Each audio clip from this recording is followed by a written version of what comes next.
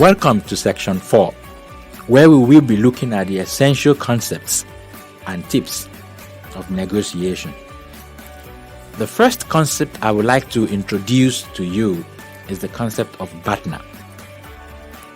Batna, as an acronym, stands for Best Alternative to Negotiated Agreement. Best Alternative to Negotiated Agreement. Batna actually tells you when to accept and when to reject an agreement. When a proposal is better than your Batna, you accept it. And when a proposal is worse than your Batna, you reject it. So if we backstep to what we discussed in section 3, where we're talking about preparation, part of what you do when you prepare is that you set your Batna. What you're doing with your Batna is saying that I will not go either below this or above this, depending if you are the seller or the buyer or what type of entity are you in the negotiation. Batna is such an important concept in negotiation that when you go into a negotiation without your Batna, there is a high possibility that the negotiation may not be successful or may not even be in your favor. The second concept I would like to share with you with respect to negotiation is called Zopa. Again, Zopa is an acronym meaning Zone of Possible Agreement. Zone of Possible Agreement.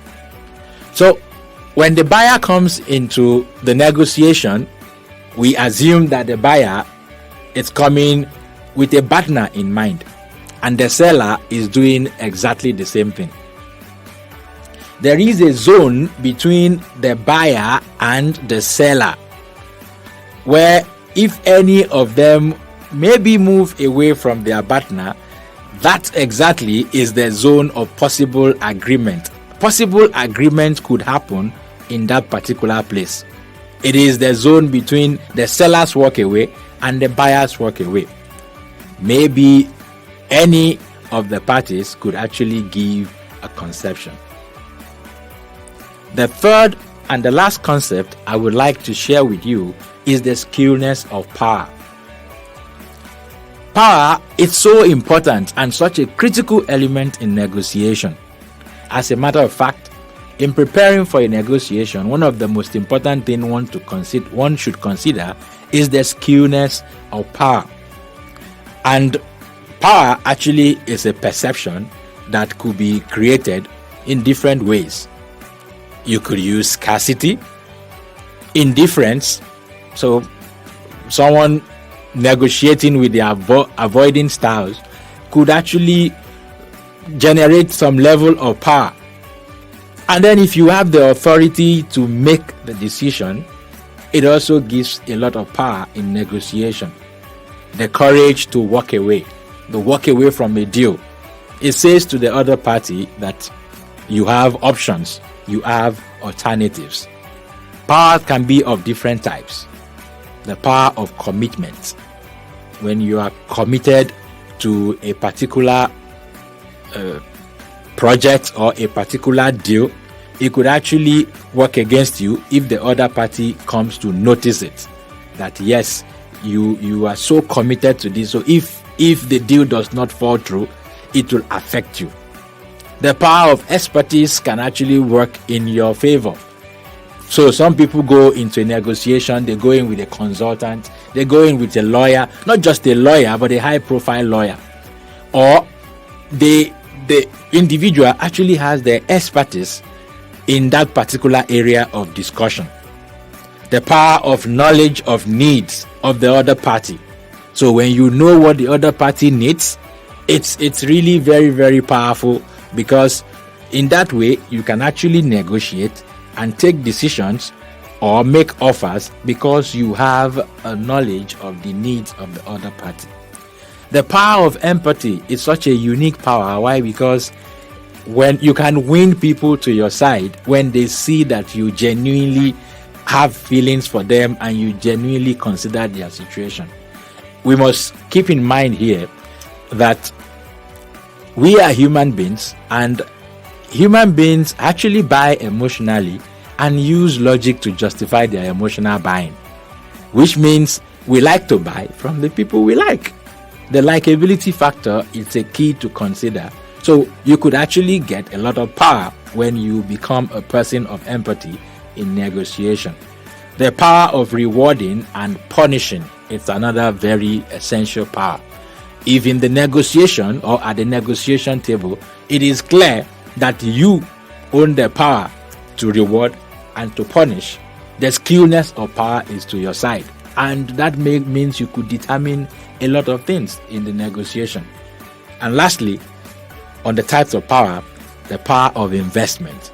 If you have put so much into a deal, if you have put so much into a project, there is a likelihood that you will like to safeguard that project. And the power of investment may actually not work in your favor, because if the other person is aware, if the other party is aware that you have invested so much and you want to protect this particular project or the particular situation, there is a high possibility that they could use that against you.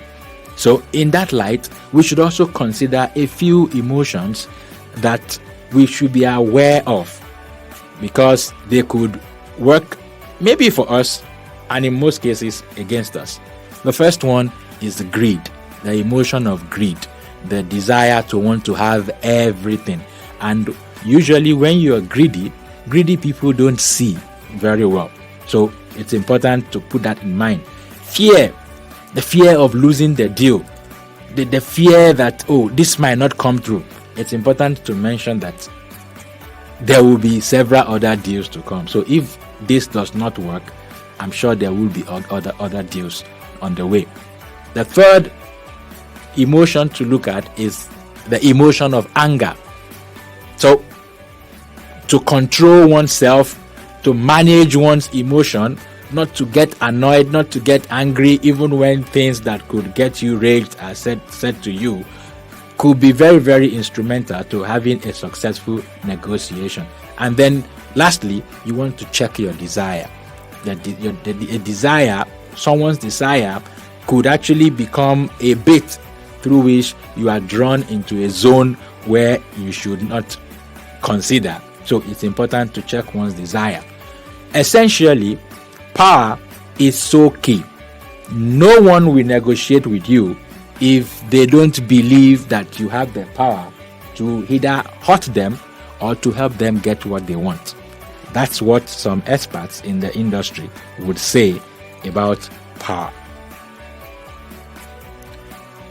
We've come to the end of section 4, where we looked at some of the essential concepts and tips about negotiation. We looked at Batna, which is the best alternative to negotiated agreement. We looked at Zopa, which is the zone of possible agreement.